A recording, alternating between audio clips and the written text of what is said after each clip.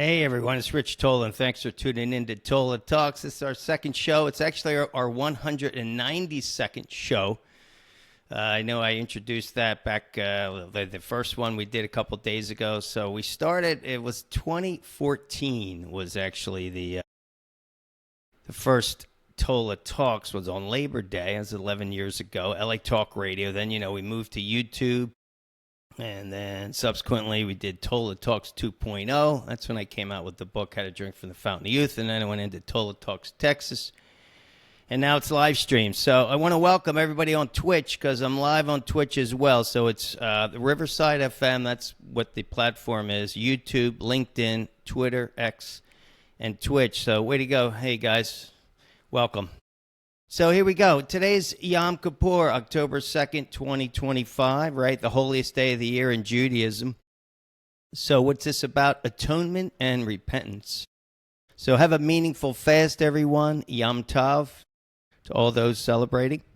All right, let's talk fitness because this is my foundation. Another day, another workout. Did you work out today? All right, I worked out today. And today was actually a good day. I've been having some bad days the last few days in a row. I don't know what's going on. I wake up. I don't really have it. But I still go. Still go to the gym, stretch. Stretching is a big part of what I'm doing now because of my back.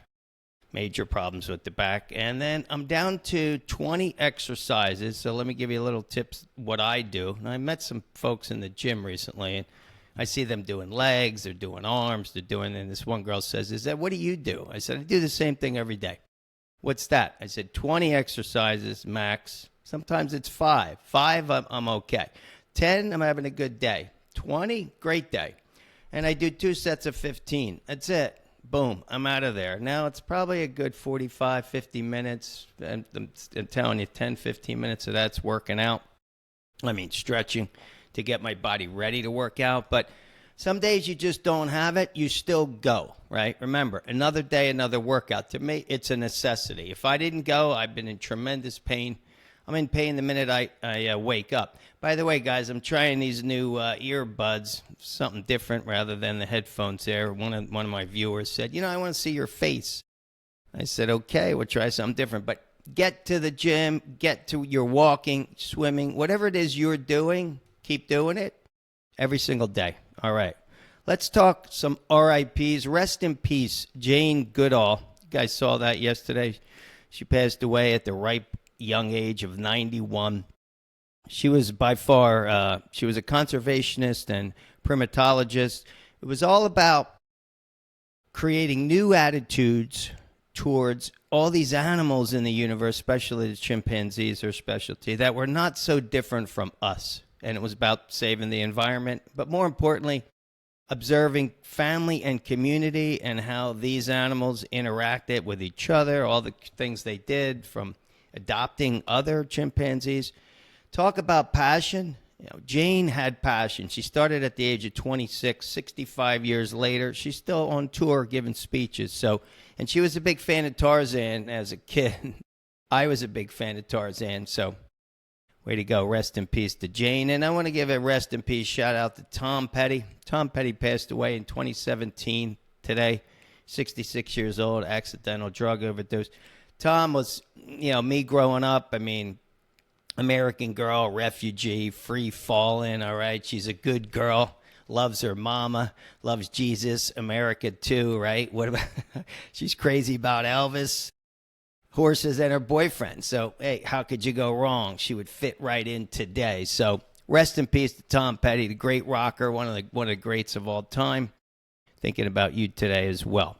All right, let's talk AI. More importantly, let's talk AI actors. Because I just followed this. You guys know Tilly Norwood? I mean, it's all the rage now. I mean, all these actors in Hollywood are going crazy over Tilly. She's an AI actor. Listen, AI actors are definitely going to be a part of Hollywood. But think about this, right?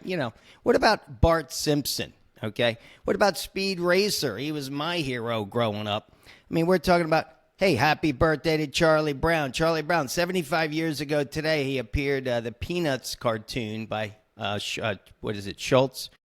It appeared in 7 newspapers, 1950. So way to go about that. But by the way, Bart's The Simpsons, they're doing a second movie spinoff. So what about Lassie? Tweety Bird. All these are fictitious, right? Tilly Norwood is fictitious. What is wrong with that? Take a look at her. You'll see she's a beautiful young woman that's going to be out there doing whatever they do. But it's just a new avenue.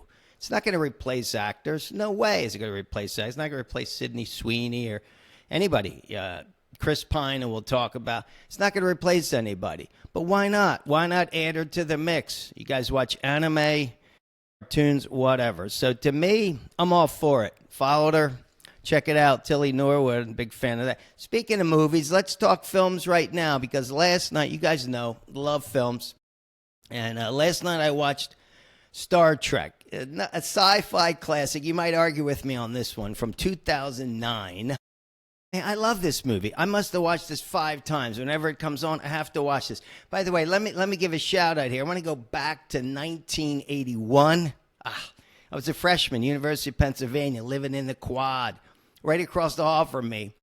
Paul Lavin, Scott Pataski. I don't think these guys are watching, but if you are watching, give a shout out to these guys. They lived across the hall. They watched Star Trek, the original Star Trek, which was from 1966 to 1969. Remember that with William Shatner and Leonard Nimoy, Mr. Spock. He plays Spock Prime in the movie, which was really cool, bringing him into this movie. So I watched it again, had a great time. I'm telling you, I love that film. Chris Pine does a great job of James T. Kirk. You got Zachary Quinto as Spock, amazing.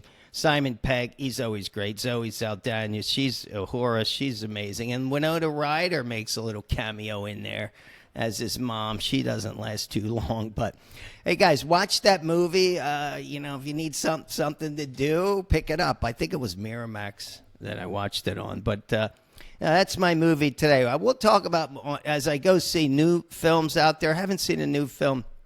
I did see a few new films recently, but nothing worth talking about at the moment. So that's my little plug for films. Let's see. What else do we want to talk today? Let's talk politics, right? We'll keep it short and sweet again today, the second one back. So this is day 2 of the government shutdown. But let me just point this out, right? Since 1980, right? That was the year before I went to school, senior and high school. We've had 11 shutdowns of the U.S. government. So you do the average, that's one every 4.1 years. So it's safe to say every president, there's going to be a shutdown or thereabouts. Now you're going to say, that's not true. Well, do the math. 11 shutdowns, since 1980, 45 years later. I'd say these are not uncommon. Hopefully it doesn't last long for those who aren't working. But, hey, here's what I think about. The gym's open. I went to Bureau of Motor Vehicle yesterday in Indiana to get my license, car registered. They were open. Grocery stores, restaurants, everything was open, and the post office was open. So how does it affect you specifically? Again, for those working, not working, maybe potentially losing their jobs. Yeah, that's unfortunate. But I think for most of us, it's life as usual. Keep moving forward. But hopefully it'll get resolved soon because we briefly talked about this in the first show. Is like there's a war going on in this country, right? Between people, between Democrats, Republicans. Let's take a note from Jane. It's about family and community. You got to be, we all have to love each other, I guess, or just be good to each other. But that doesn't seem to be going around these days. All right, so what else you want to talk about here? Tola Talks. All right, let's do this. I'll give a quick little talk about the book, the sub. You guys know I just put that out. And there's chapter 5 called Special Ed. Special Ed is talks about the autistic children that I taught. Now, there's a lot of news lately about autism. And let me tell you, in the 5 years I spent substitute teaching in the inner city markets, no doubt, without a doubt, the best classes I ever taught were to autistic children. They're amazing. They're happy to be there. They're excited. They want to learn. The exact opposite of what every other student in every other class I've ever taught. Happy to be there. They could barely be there. Attendance was not good in most of these schools.